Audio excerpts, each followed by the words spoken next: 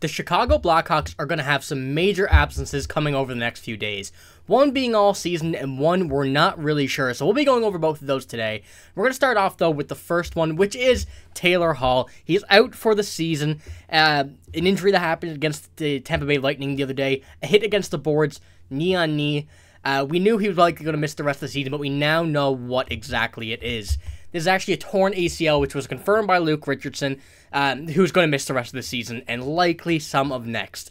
A very unfortunate situation for Taylor Hall. Someone who is not able to catch a break with injuries, to quite be honest with you. I mean, this is probably the third absence of multiple games. Well, this one's going to be the rest of the season for Taylor Hall this season with the Blackhawks.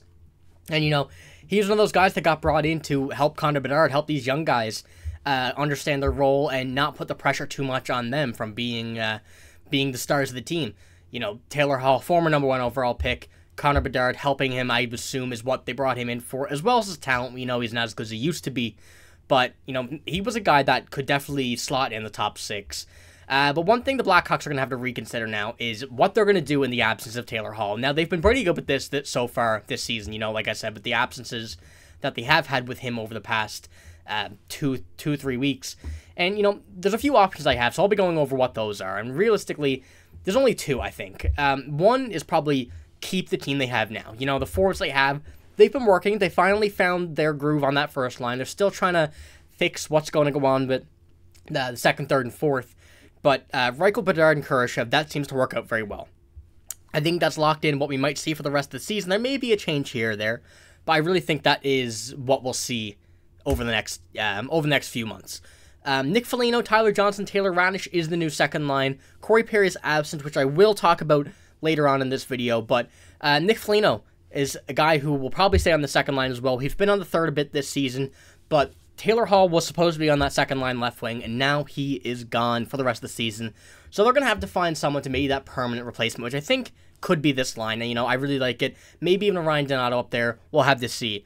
And, the rest of the lines, I think, will be worked around for the rest of the season. A bit of movement just on those bottom 6.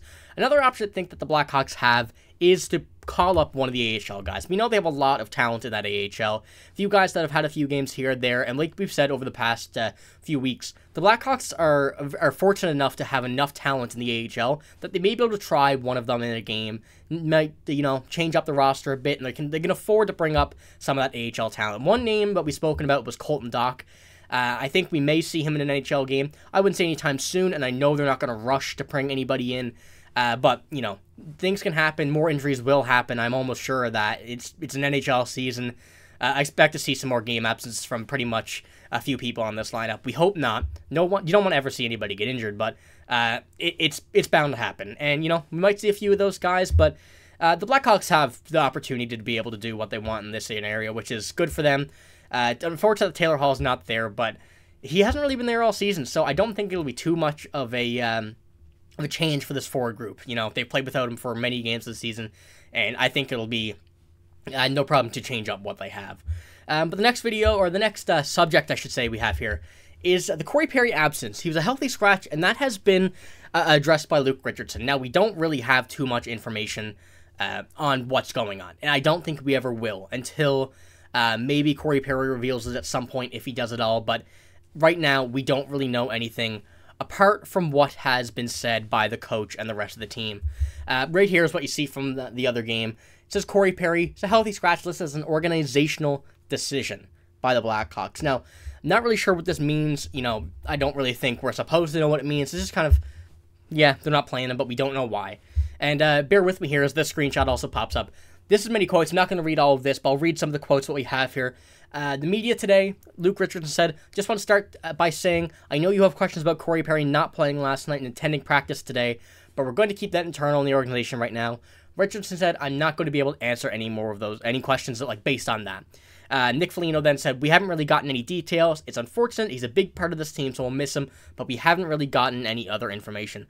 Connor Bedard said, I'm not going to speak on it too much. Obviously, it sucks he's not here, but we don't really have too much information on it or anything yet. He's a big part of the team, and it sucks he can't be here today. And, that is a major loss for the Blackhawks. Corey Perry has been one of the best players on this team, even being one of the oldest players in the league, if not the oldest. I can't really not be able to tell you who it is, but he has to be up there. And Corey Perry, Luke Richards himself, they're probably going to kick him out of the league by the time he's done playing hockey. But he's been super good for this team.